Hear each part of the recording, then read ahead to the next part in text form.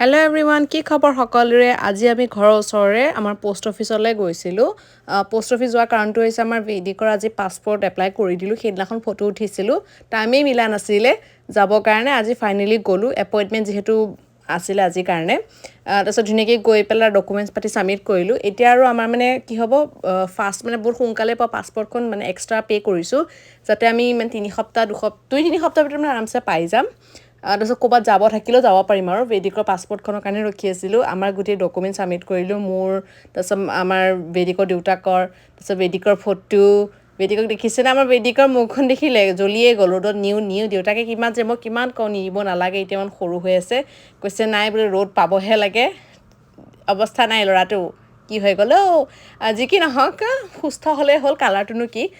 তাৰপিছত আমাৰ গাড়ীখন দেখিছেনে? এমাহে হ'ল। আপোনালোকক যে মই দেখামকৈ দেখুৱাই নহ'ল, ভিতৰ চিতৰ লেতেৰা কৰি অৱস্থা নাইকিয়া। বেদিকক প্ৰথমে কাৰ চিটত বহাই ল'লোঁ। আৰু আপোনালোকে ক'বচোন দেই যে আমাৰ দৰজাখন কেনেকুৱা লাগিছে। আমাৰ পিছফালৰ দৰজাকেইখন মানে এনেকৈ খোল খায়, অকণমান মানে ষ্টাইলিষ্টত খোল খায়, মানে পিছফালৰ দৰজাকেইখন। মই এটা ভিডিঅ' বনাম ৰ'ব, এই সপ্তাহত যেতিয়া আমি মানে মোৰ মানুহজন এতিয়া মানে বৰ্তমান মানে বহুত কাম বিজি হৈ আছে, সেইকাৰণে পিছত যেতিয়া মোক পাৰ্কলৈ যাম এদিন, আকৌ ধুনীয়াকৈ বনাই দিম। আৰু অলপ মানে ষ্টাইলিছ যেনিবা পিছফালটো, কিন্তু ভালেই লাগে, বেয়া নালাগে দেখিবলৈ। আৰু আপোনালোকক মই ধুনীয়াকৈ ভিডিঅ' এটা দিম। আপোনালোক কেনেকুৱা লাগিছে, এতিয়া কেনেকুৱা লাগিছে জনাব দেই। আমাৰ ভিতৰৰ অৱস্থাই নাইকিয়া। আজিৰ কাৰণে ইমানেই, বাই বাই।